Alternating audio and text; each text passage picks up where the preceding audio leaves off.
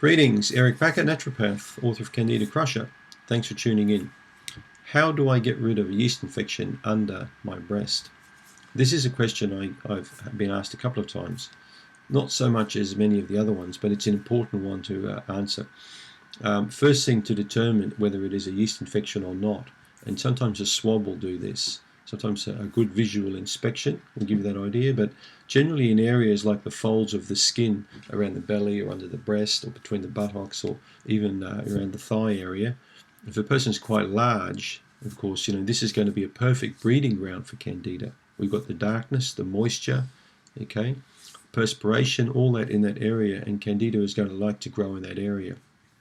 So the most obvious thing to do is to, if it's possible, is to look at some kind of breast reduction, or how we can stop this, skin from sort of like hanging together there, creating that, maybe a bra or some kind of a device. But you're going to need to spend regular attention to that area, to help overcome it. This condition needs to be treated both locally as well as systemically. I've had many women from Australia and New Zealand I've treated with this condition over the past many years. And generally I find the most satisfactory long-term resolution is weight loss. Weight loss will help because it's going to help the body generally strengthen the immune system, increase digestive function. We can get the bowel back in order again, reduce the ability of the body to grow Candida internally, and also help it therefore externally. And externally we apply things like calendula cream or tea tree oil. We have showers twice per day. We can get a natural kind of a powder and put dry powder under the breast area there to keep the moisture away from the region that's causing it. I wouldn't use fungal creams if I were you.